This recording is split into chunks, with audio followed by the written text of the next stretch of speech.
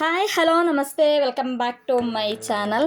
ಮತ್ತೆ ಹೊಸ ರೆಸಿಪಿಯೊಂದಿಗೆ ನಿಮ್ಮ ಮುಂದೆ ಬಂದಿದ್ದೀನಿ. ತುಂಬ ಈಸಿಯಾಗಿರುವಂತಹ ರೆಸಿಪಿ ಇದು. ರೆಸಿಪಿ ನೋಡೋಕ್ಕೂ ಮುಂಚೆ ನನ್ನ ಚಾನಲ್ನ ಇನ್ನೂ ಯಾರೆಲ್ಲ ಸಬ್ಸ್ಕ್ರೈಬ್ ಮಾಡದೆ ನೋಡ್ತಾ ಇದ್ದೀರಾ, ಪ್ಲೀಸ್ ಸಬ್ಸ್ಕ್ರೈಬ್ ಮಾಡಿ, ಸಪೋರ್ಟ್ ಮಾಡಿ. ಇದೊಂದು ಸಿಂಪಲ್ ಆಗಿರುವ ಎಗ್ ಪಲ್ಯ. ಇದು ಚಪಾತಿ ಜೊತೆ, ಪೂರಿ ಜೊತೆ, ದೋಸೆ ಜೊತೆ ಎಲ್ಲ ಕಾಂಬಿನೇಷನ್ ಸಖತ್ತಾಗಿರುವಂತಹ ಒಂದು ಟೇಸ್ಟಿ ಪಲ್ಯ. ಇದು ಮಾಡೋದು ಹೇಗೆ ಅನ್ನೋದನ್ನು ನೋಡೋಣ. ಬನ್ನಿ ವಿಡಿಯೋ ಕಂಟಿನ್ಯೂ ಮಾಡೋಣ. ಇದು ಮಾಡೋದಕ್ಕೆ ಏನೆಲ್ಲ ಐಟಮ್ಸ್ ಬೇಕು ಅದೆಲ್ಲವನ್ನು ಇಲ್ಲಿ ರೆಡಿ ಮಾಡಿ ಇಟ್ಕೊಂಡಿದ್ದೀನಿ. ಎಲ್ಲವನ್ನು ಕಟ್ ಮಾಡಿ ಇಲ್ಲಿ ಇಟ್ಕೊಂಡಿದ್ದೀನಿ. ಈರುಳ್ಳಿ, ಟೊಮೆಟೊ, 1 ಕಪ್ ತೆಂಗಿನಕಾಯಿ ತುರಿದಿದ್ದು, ಅದೇ ಥರ ಕೊತ್ತಂಬರಿ ಸೊಪ್ಪು, 2 ಹಸಿಮೆಣಸಿನ್ಕಾಯಿ, 2 ಮೊಟ್ಟೆ, ಇವಿಷ್ಟು ಐಟಮ್ ಬೇಕು. ಓಕೆ, ಇವೆಲ್ಲ ರೆಡಿ ಇದೆ. ಮೊದಲಿಗೆ ಈಗ ಒಂದು ಬಾಣಲಿ ಇಟ್ಟು ಅದಕ್ಕೆ 2 ಟೇಬಲ್ ಸ್ಪೂನಷ್ಟು ಎಣ್ಣೆಯನ್ನು ಹಾಕ್ತಾ ಇದ್ದೀನಿ. ಎಣ್ಣೆ ಬಿಸಿ ಆಗಿದ ತಕ್ಷಣ ಸಾಸಿವೆಯನ್ನು, ಕರಿಬೇವನ್ನು ಕೂಡ ಹಾಕಿದ್ದೀನಿ. ಓಕೆ, ಈಗ ಈರುಳ್ಳಿಯನ್ನು ಕೂಡ ಹಾಕೊಳ್ಳೋಣ. ಕಟ್ ಮಾಡಿ ಇಟ್ಟಂತ ಮೀಡಿಯಂ ಸೈಜ್ನ 2 ಈರುಳ್ಳಿ ಇದು, ನಾನು ಚಿಕ್ಕದಾಗಿ ಕಟ್ ಮಾಡಿ ಇಟ್ಕೊಂಡಿದ್ದೆ. ಓಕೆ, ಈಗ ಇದನ್ನು ಹಾಕೋಣ. ಈರುಳ್ಳಿ ಚೆನ್ನಾಗಿ ಫ್ರೈ ಆಗಬೇಕು, ಕೆಂಬಣ್ಣ ಬರೋವರೆಗೂ ಫ್ರೈ ಆಗಬೇಕು. ಈರುಳ್ಳಿ ಬೇಗ ಫ್ರೈ ಆಗಲಿ ಅಂತ ಇದಕ್ಕೆ ಈಗಲೇ ರುಚಿಗೆ ತಕ್ಕಷ್ಟು ಉಪ್ಪನ್ನು ಕೂಡ ನಾನು ಸೇರಿಸ್ಕೊತಾ ಇದ್ದೀನಿ. ಉಪ್ಪು ಹಾಕಿದರೆ ಈರುಳ್ಳಿ ಬೇಗ ಫ್ರೈ ಆಗುತ್ತೆ ಅಂತ ಹೇಳ್ತಾರಲ್ಲ, ಆ ಕಾರಣಕ್ಕೆ ಇವಾಗಲೇ ಉಪ್ಪನ್ನು ಹಾಕಿದ್ದು. ಉಪ್ಪನ್ನು ಕೂಡ ಹಾಕಿ ಚೆನ್ನಾಗಿ ಫ್ರೈ ಮಾಡ್ಕೊಳ್ಳೋಣ.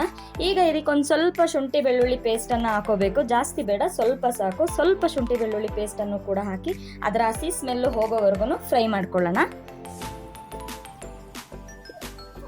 ಓಕೆ, ಫ್ರೈ ಆಯಿತು. ಈಗ ಹಸಿಮೆಣಸಿನ್ಕಾಯನ್ನು ಕೂಡ ಹಾಕ್ತಾ ಇದ್ದೀನಿ. ಜೊತೆಗೆ ಕಟ್ ಮಾಡಿಟ್ಟಂತಹ ಟೊಮೆಟೊವನ್ನು ಕೂಡ ಹಾಕ್ಕೊಂಡು ಚೆನ್ನಾಗಿ ಫ್ರೈ ಮಾಡ್ಕೊತಾ ಇದ್ದೀನಿ. ಈರುಳ್ಳಿ ತುಂಬ ಕೆಂಬಣ್ಣ ಬರೋವರೆಗೂ ಫ್ರೈ ಆಗಬೇಕು. ನೋಡಿದ್ರಲ್ಲ, ಹಸಿಮೆಣಸಿನ್ಕಾಯಿ ಹಾಕಿ ಈಗ ಫ್ರೈ ಮಾಡಿದೆ. ಈಗ ಟೊಮೆಟೊವನ್ನು ಕೂಡ ಹಾಕೋತಾ ಇದ್ದೀನಿ. ಟೊಮೆಟೊ ಹಾಕಿ ಕೂಡ 1-2 ನಿಮಿಷ ಇದನ್ನು ಚೆನ್ನಾಗಿ ಫ್ರೈ ಮಾಡ್ಕೋಬೇಕು. ಓಕೆ, ಟೊಮೆಟೊ ಫ್ರೈ ಆಯಿತು. ಈಗ ಇದಕ್ಕೆ ತುರಿದಿಟ್ಟಂತಹ ತೆಂಗಿನಕಾಯಿಯನ್ನು ಕೂಡ ಸೇರಿಸುವ ಸಮಯ. ಈಗ ತೆಂಗಿನಕಾಯಿಯನ್ನು ಸೇರಿಸಿದ್ದೀನಿ. ತೆಂಗಿನಕಾಯಿಯನ್ನು ತುಂಬ ಫ್ರೈ ಆಗೋದೇನು ಬೇಡ, ಜಸ್ಟ್ ಈ ಟೊಮೆಟೊ ಈರುಳ್ಳಿ ಜೊತೆ ಮಿಕ್ಸ್ ಆದರೆ ಸಾಕು. ನೋಡಿದ್ರಲ್ಲ, ಜಸ್ಟ್ ಮಿಕ್ಸ್ ಮಾಡ್ಕೊಂಡಿದ ನಂತರ ಇದಕ್ಕೆ ಒಂದಷ್ಟು ಮಸಾಲ ಪೌಡರ್ಗಳನ್ನು ಹಾಕಬೇಕು. ಅವೆಲ್ಲವನ್ನು ಈಗ ಇದಕ್ಕೆ ಹಾಕೋಣ.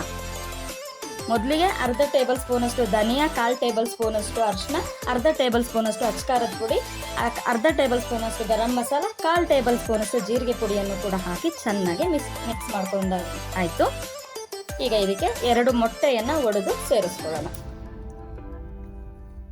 ಈಗ 2 ಮೊಟ್ಟೆಯನ್ನು ಕೂಡ ನಾನು ಒಡೆದು ಸೇರಿಸ್ಕೊಂಡಿದ್ದೀನಿ. ಈಗ ಇದು ಚೆನ್ನಾಗಿ ಮಿಕ್ಸ್ ಆಗಿ ಮೊಟ್ಟೆ ಉದುರು ಆಗೋವರೆಗೂ, ಅಂದರೆ ಡ್ರೈ ಆಗೋವರೆಗೂ ಇದನ್ನು ಫ್ರೈ ಮಾಡ್ಕೋಬೇಕು. ಬಾಣಲಿಯಿಂದೆಲ್ಲ ಬಿಟ್ಟು ಬಂದು ಪುಡಿಯಾಗಿ ಆಗಬೇಕು. ನೋಡಿದ್ರಲ್ಲ, ಈ ಥರ ಉದುರು ಆಗಬೇಕು.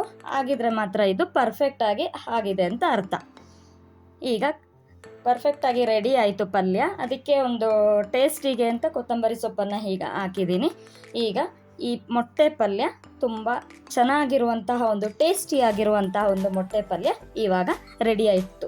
ಇದನ್ನು ನೀವು ದೋಸೆ ಜೊತೆ ಆಗಲಿ, ಪೂರಿ ಜೊತೆ ಆಗಲಿ, ಚಪಾತಿ ಜೊತೆ ಆಗಲಿ ತಿನ್ನೋದಕ್ಕೆ ತುಂಬ ಟೇಸ್ಟಿಯಾಗಿರುತ್ತೆ. ನೀವು ಒಮ್ಮೆ ಟ್ರೈ ಮಾಡಿ ನೋಡಿ. ಈ ರೆಸಿಪಿ ಖಂಡಿತ ನಿಮ್ಗೆ ಇಷ್ಟ ಆಗುತ್ತೆ ಅಂತ ಅನ್ಕೋತೀನಿ. ಇಷ್ಟ ಆದರೆ ಖಂಡಿತ ಫೀಡ್ಬ್ಯಾಕ್ ತಿಳಿಸಿ. ಹಾಗೆ ನನ್ನ ಚಾನಲ್ನ ಸಬ್ಸ್ಕ್ರೈಬ್ ಕೂಡ ಮಾಡಿ. ಮತ್ತೆ ಹೊಸ ರೆಸಿಪಿಯೊಂದಿಗೆ ಸಿಗ್ತೀನಿ. ಅಲ್ಲಿವರೆಗೂ ಟೇಕ್ ಕೇರ್, ಬಾಯ್ ಬಾಯ್.